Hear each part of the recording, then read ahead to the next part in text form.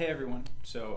I haven't done a video in a couple months now, and there's a pretty good reason for it. My book, Fellowship of Suffering, which I've done a lot of these videos on that book, finally came out about 2 months ago. So I've been focusing the majority of my time on speaking engagements as well as increasing the amount of counseling I've been doing, because there have been people where the message of my book has really resonated with them and they want to communicate with me personally about stuff going on in their life, which is really good for my healing process. It's good to listen to other people and to make what I've been through something that has purpose and meaning as I get to reach out to other people's lives and help them with what they're going through. But it also it's helpful for those people as well. So continue to pray for me in this, continue to pray that God would use the book for his glory and that he would be able to use me in whatever way that he can. If you would like a copy of the book, I'll leave a link in the description below. But the whole reason why I'm doing this video is because of the current situation going on right now in Afghanistan. So I've had a lot of people in my life asking me about what my opinion is of what's going on right now. Am I upset about it? Am I in despair? Because for those of you guys who don't know, Afghanistan is the theater that I served in. So I did 2 tours, one in 2010, which was one of the biggest pushes in the entire Middle East, by the way, second only to the push that we did into Fallujah, Iraq. And in 2010, when I went into Marja City to push out the Taliban, I fought them for about 8 months. Then I went back to the same city and continued to fight them, albeit in a different way. And coming back home from that and dealing with the aftermath of what I encountered and the stuff that my friends went through and the stuff that I went through and having to process that with God, I'll tell you that the reason why the current events are not affecting me as negatively as they probably should be is because all the way back in 2010, I always knew this was going to happen. I knew that this was an inevitable outcome of what was happening in Afghanistan. I'll give you a couple political reasons of why I think that way, but I'm also going to share with you what were the things specifically in my spiritual life that enabled me not to be defeated by this and enabled me to move forward in a more positive way. Because what happened in me is when I came back in 2010, having deployed with a very optimistic view, believing in our mission, believing what we were trying to accomplish, and coming back just seeing that like what we're trying to accomplish just won't happen, and having to process the idea that the sacrifices that myself and my friends went through was ultimately meaningless, meaning that it failed to accomplish what we set out to accomplish.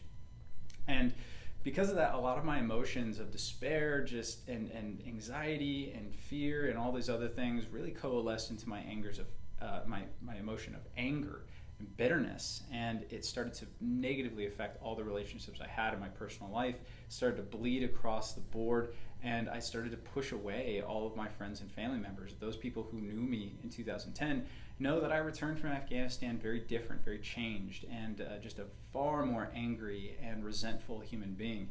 And it wasn't until God started to work out a lot of this bitterness that I was able to process these things in a positive way, in a healing way, and in a way that moved me forward as opposed to keeping me stuck in what happened to me previously. So I wanted to share some of my political views, why I always knew it was going to fail, but then also provide a little bit of hope for those people who have deployed like me to Afghanistan or maybe trying to wrestle through what's going on right now on the world stage, but also to speak to everybody when it comes to trauma, because one of the things that really holds us down and keeps us stuck in our past is that feeling of meaninglessness.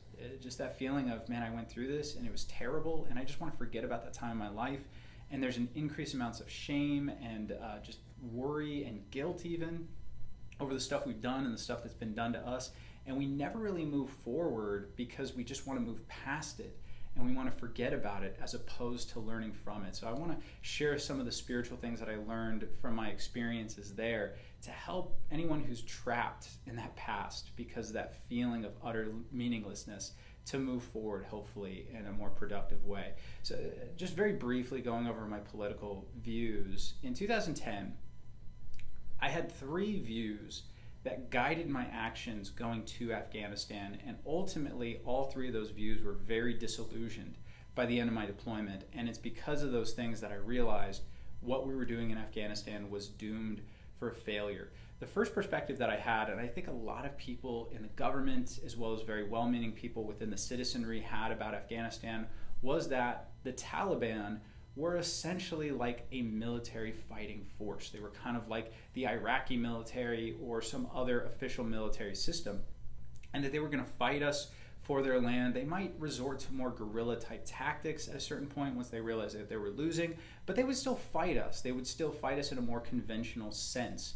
And we would have the ability and capacity to fight back, to destabilize them, and to set up a new governmental system.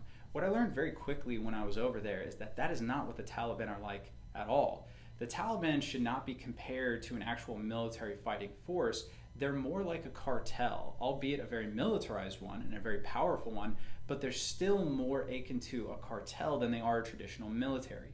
So the cartels in South America, they're very powerful, and they have a lot of political sway and power as well through their brutality and through their efforts.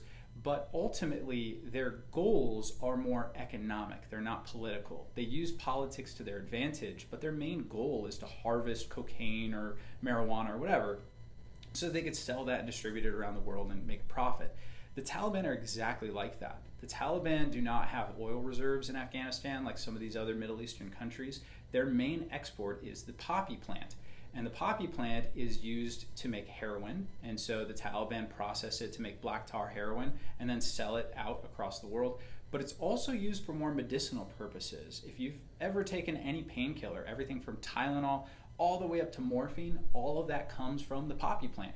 So the Taliban also distributes the poppy plant around so that even more medicinal resources can use the poppy for good purposes, for good reasons, for these painkillers that we rely upon within Western civilization. That's how they're making their money. They're drug peddlers. So because of that, they're not like these political entities like the Iraqi military that are going to fight for their country. They really are only fighting for that crop. If they could take full power from the political sphere, they're more than willing to do that, and they're happy to do it, but that's not really their aim. Their aim is more economic. Their aim is more to just have a hold over the poppy within that region. So when we first deployed into Marja, and the whole reason why we deployed into Marja is because Marja grows poppy. When we first deployed into Marja, the Taliban fought us pretty heavily for the first couple weeks. But after a while, they realized that we weren't going to burn down the poppy fields. We, in fact, told them that we weren't going to burn down the poppy fields, that we were instead going to try to cultivate it for a more, less insidious reason, and we weren't going to give the money to the Taliban. So the Taliban realized very quickly, well, they can't really fight us unless we fight them. So what we're going to do is we're just going to hide out in Pakistan, and we're just going to send over some forces every now and then so we can harvest the poppy from the farmers there. We could get our cut of the profit, and we could just kind of stay out of harm's way. And every now and then, we'll stage maybe an ambush, or we'll plant an ID just to let the people of that city and that region know, hey, we're still alive, and we're just waiting it out. Once the Americans leave, we're going to come back and we're going to reestablish our power. They were very open about this. They told us this. They told the people this. The people told us this. Everybody was aware that that was the situation.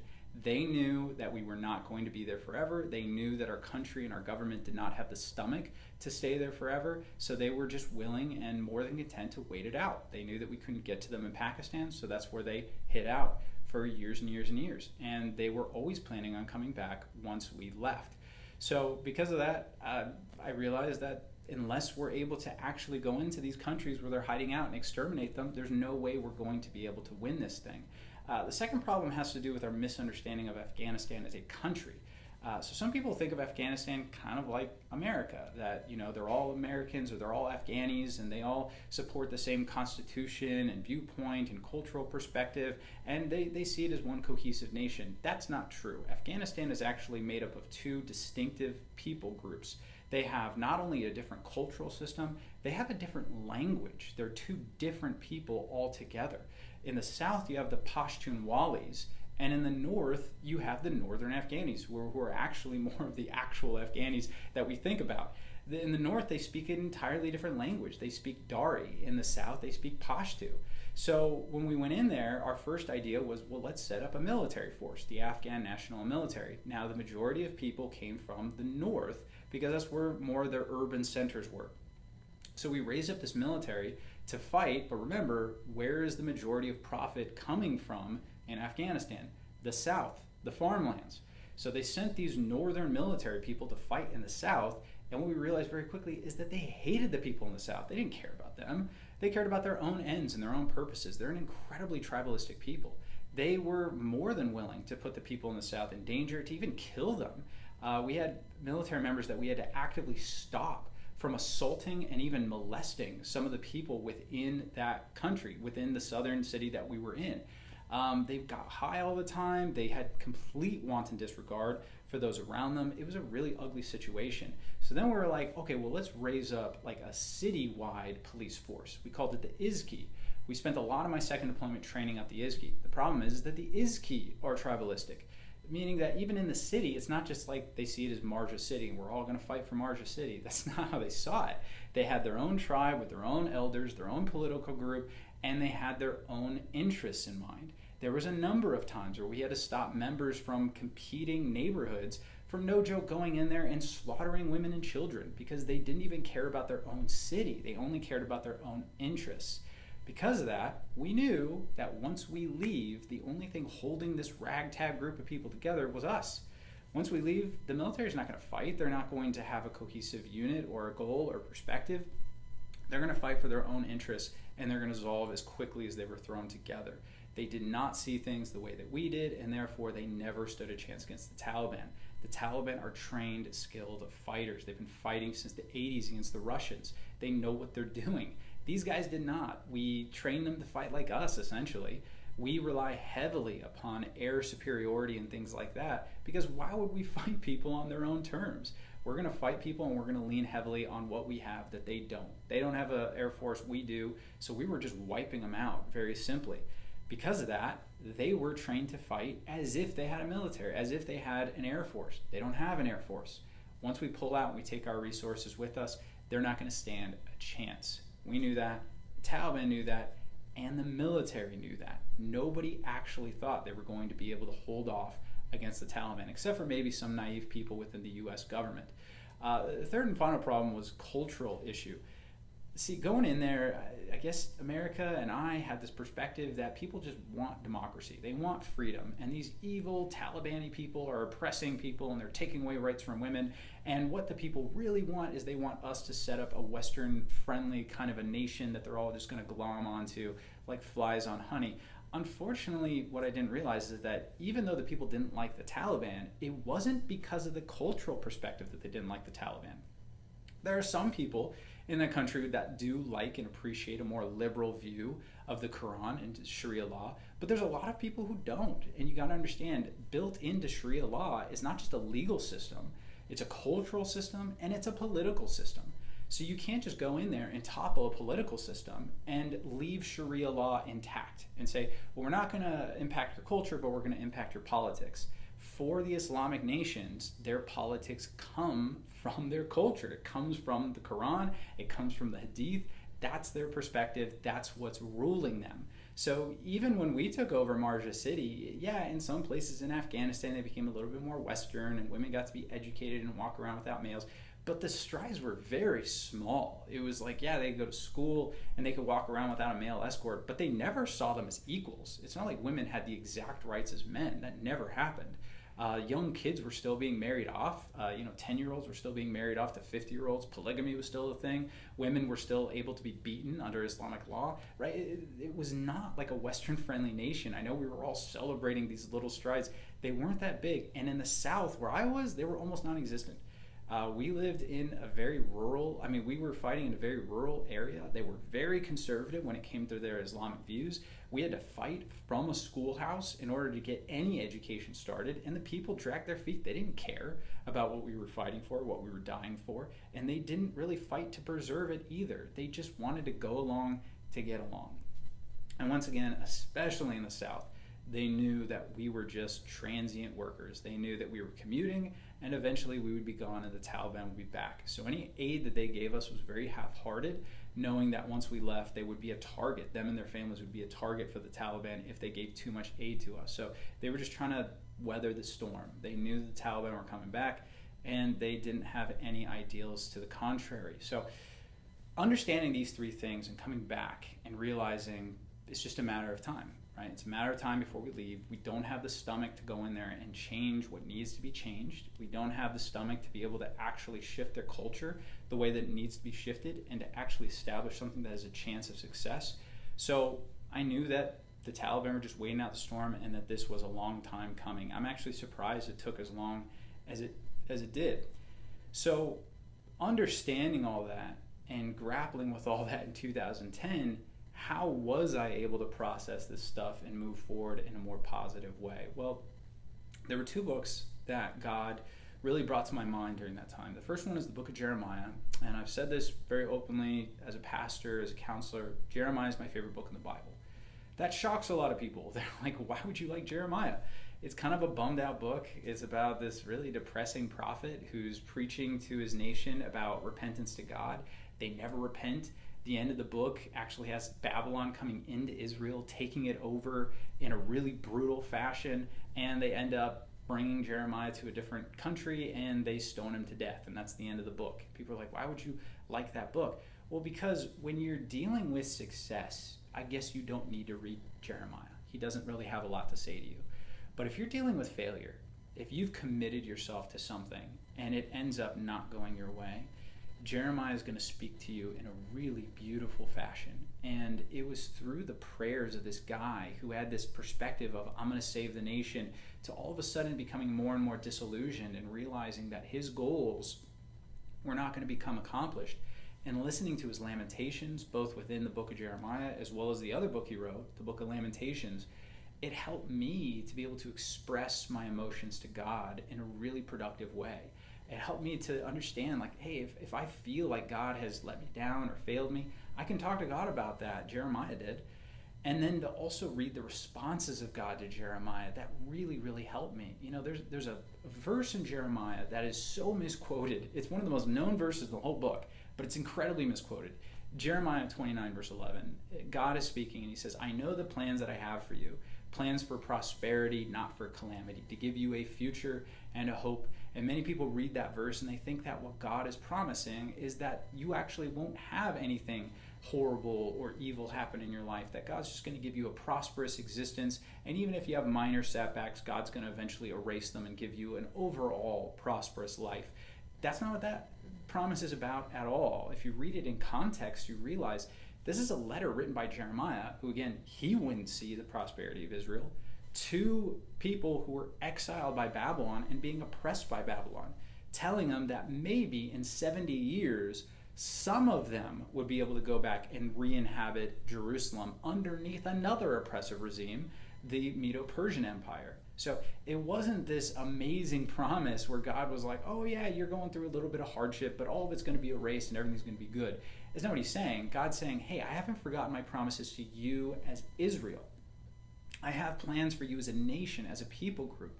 I haven't forgotten my promises to you. I love you. I care for you. I am going to turn this into something good. You as an individual, though, the people reading it and Jeremiah writing it, you're not going to see my plan and my purpose, but you have to trust me. That's the point of that verse. And reading that, it helped me understand, hey, I might not ever understand what's going on in Afghanistan and the Middle East. I might not ever see any amount of prosperity or peace come out of that region in my lifetime.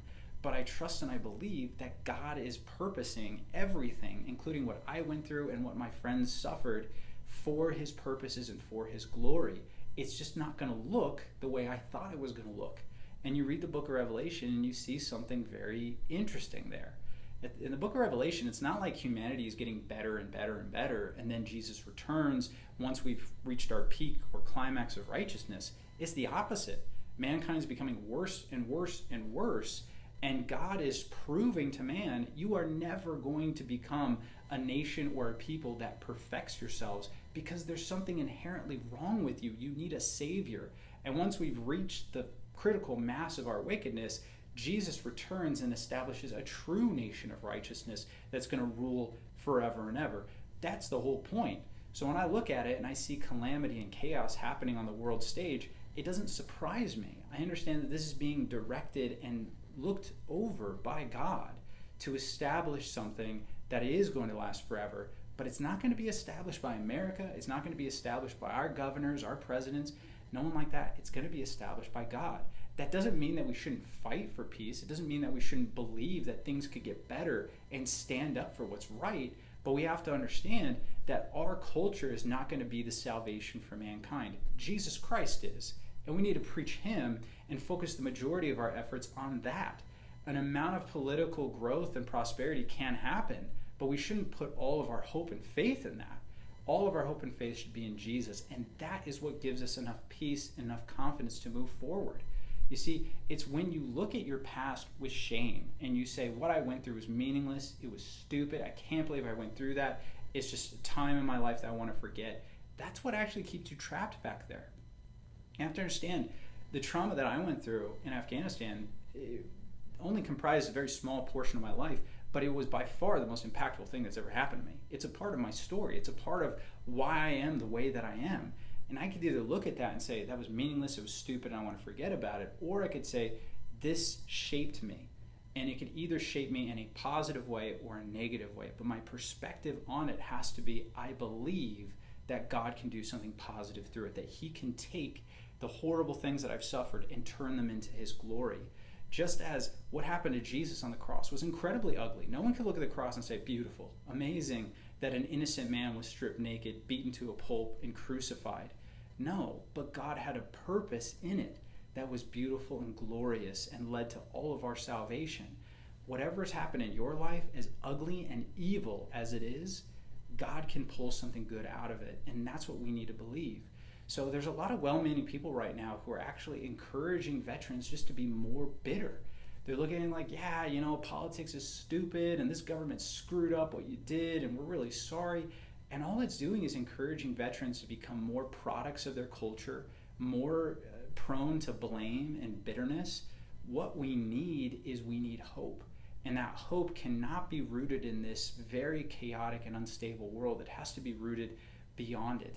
In Hebrews chapter 6, the author of Hebrews says this hope we have as an anchor for our souls is both sure and steadfast and pierces through to the other side of the veil where Jesus is. If our hope is not rooted in something immovable like Christ, it is a hope that could be destroyed. And when hope is destroyed, despair reigns. And where despair is present, it will always turn into bitterness and cynicism. So if we want to learn from our past, if we want to move forward, this is the only perspective that's going to give us the resources to do so. So I hope this video has been encouraging and helpful to those of you guys who are watching it. If you know anyone who served in Afghanistan, please reach out to me. You know, try to contact me on my Facebook. I'm terrible at looking at my Facebook, but I'm trying to do better. Contact me personally. I'm going to do everything I can to be able to reach out to as many people as I can. Be praying for the people in Afghanistan that as many as possible will get out of that situation, because the Taliban, I've seen firsthand, are very cruel and they're a very evil organization. Be praying for that country. Be praying that God's purposes will be done in the ways that it will. And let us always look to Christ as opposed to looking to politics to be our answer or solution. So that's all I got for you guys today.